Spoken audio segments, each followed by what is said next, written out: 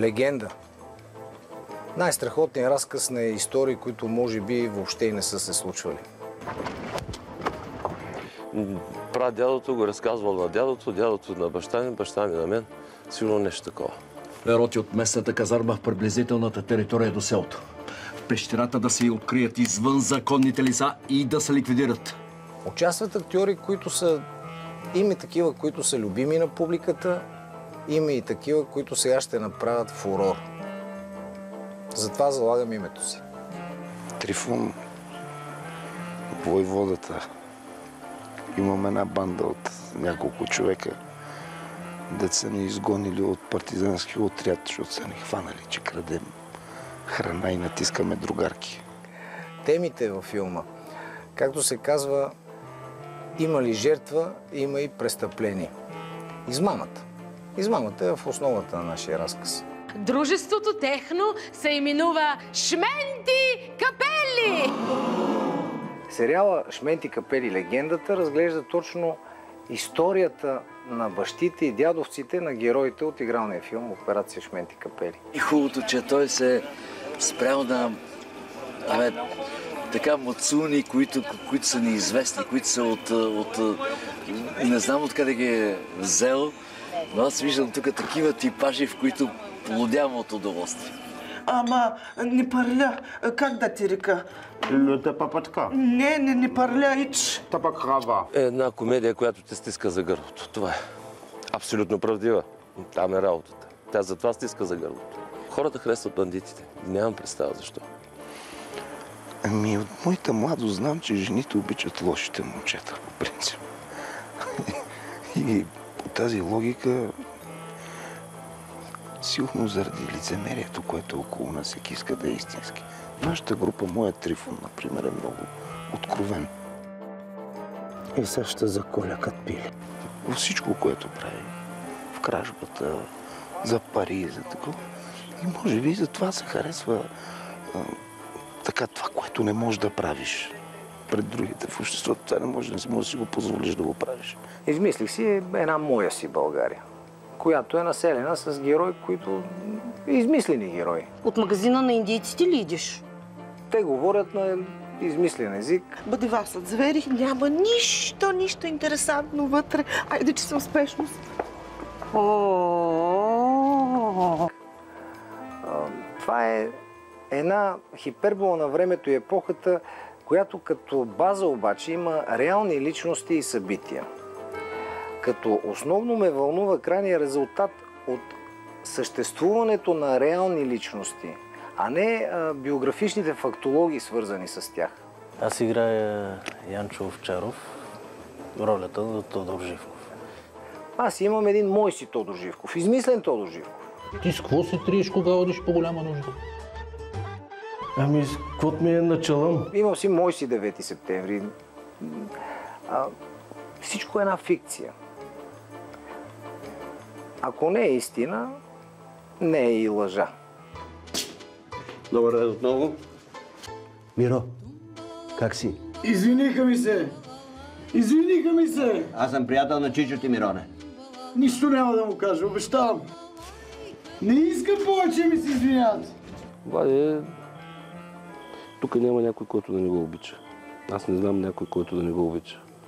Такъв магнетичен човек и ние сме изключително щастливи, че работим с него. Работи различно, работи според мен много добре. Искам да забавлявам, искам да разсмея. Ама много ми се иска и да има смисъл от това, да си оговориме. Ние в България като че ли имаме афинитет към отрицателните герои, не само в киното и литературата. Примерно в Германия не мога да кажеш, той е голем измамник, заклеям се, Евала. Такова нещо обаче в България е нормално. Как се именуваш? Петър? Георги. Стояне. Със сигурност тук се прави кино. Не е телевизионен сериал. Със сигурност не е сапунка или така някакво сюжетче, което искаме да завъртим около него някакво действие. На мен лично ми харесва това, че всичко, което се случва тук е истина, но е поднесено с чувство за хумор. Що спиш, ма? Отде сте ви? От Руси. Абе, всичките са за разстрел. Абе, трябва да има специална полиция за такиви. Измислено, но в същото време има страшно много истина в него. И легендата Шменти Капели ще е точно нещо такова истинско, което звучи невероятно. Нищо ли не помниш? Какво да помня? Не обарихме ракия наказания. Като чуете, че някой има пари, веднага го правите айдук или крадец. Грешка. Но тук всичко е предпоследно. Неочаквано. Магическо. Хотел Централ, Хотел Централ. Най-убавия хотел. За последен път ви купувам килоти. Нема господата да ми се оплакват от вас.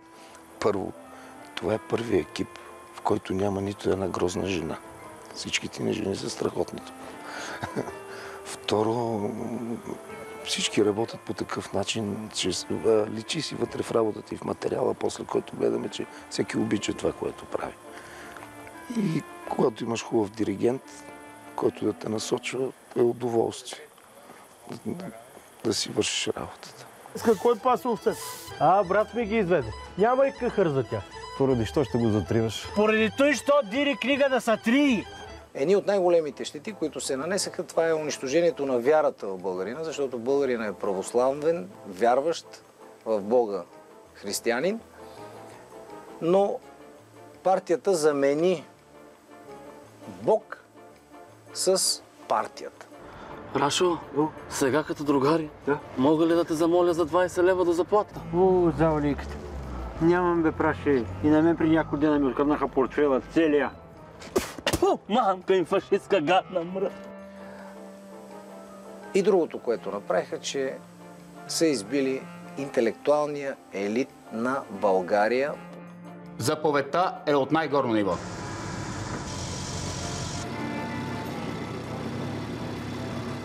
Мисля, че преди 9 септември бих бил комунист, а след 9 лагерист. Най-готиното е, че се чувствах като участник във филма на всеки километър.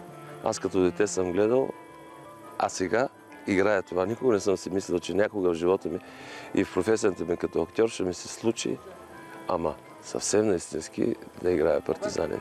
И само ние, с помощта на Съветска Русия, можем да сторим този свят по-справедлив.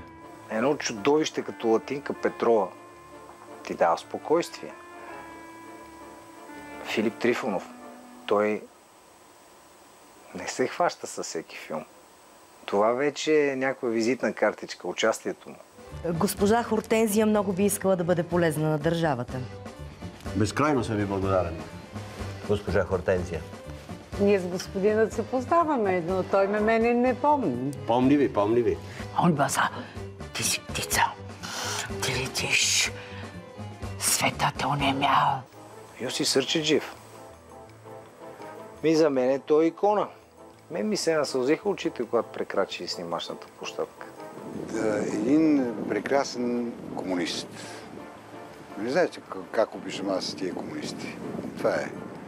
И затова така ми е удоволствие да правя този прекрасен комунист.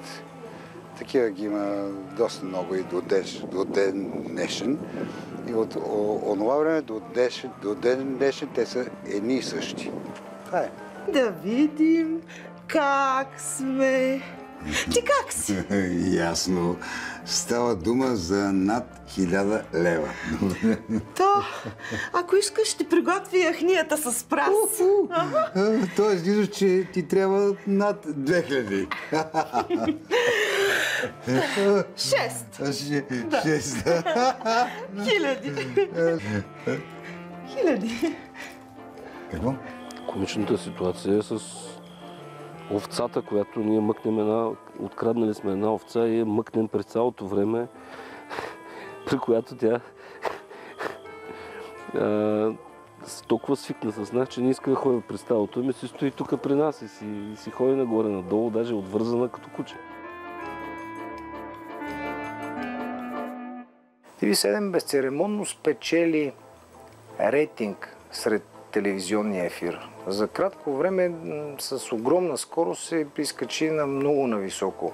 Много ми се иска нашия сериал да бъде брънка от веригата успехи на TV7. Това ще означава най-малко още 3-4 сезона.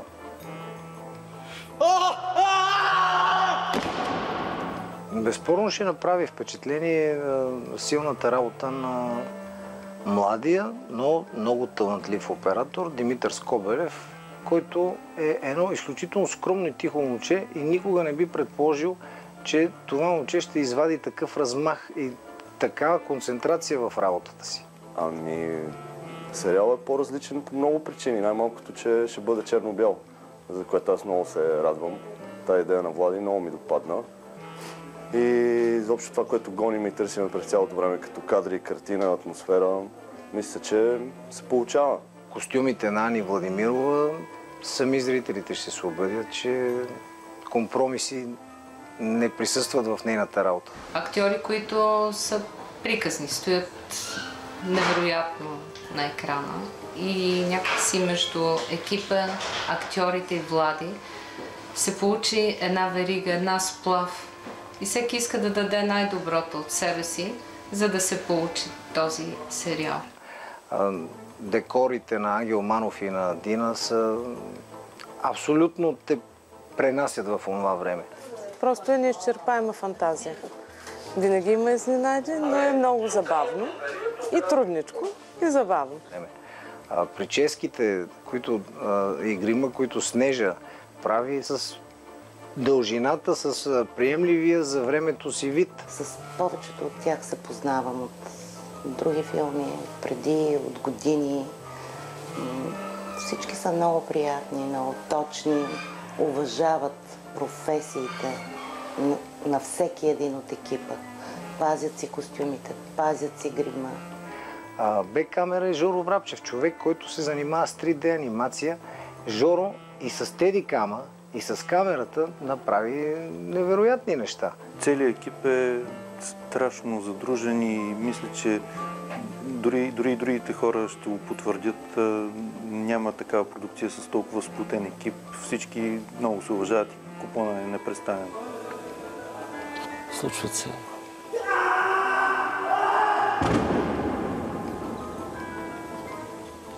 Аз се гордея и съм щастлив, че ми се случи да работя с всеки един от този екип. Бих казал думата обичам ви, тя няма да е грешна, но не е тук мястото. И все пак, наистина ви обичам. Колко часа е? Може би е вече 2-2:30 сутринта. Колко е? 4 без 10. Губя представа. Няма значение. Ние сме от много нощи така.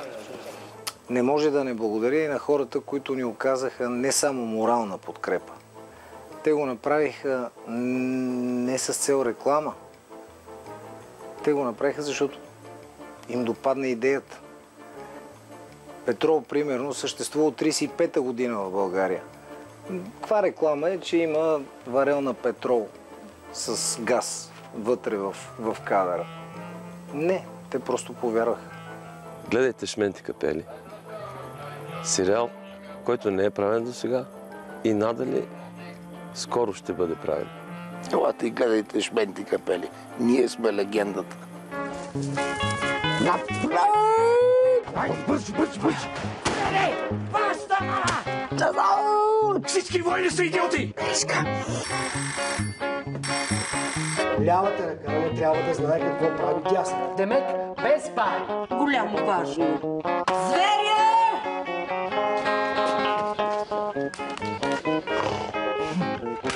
Ай, това чува!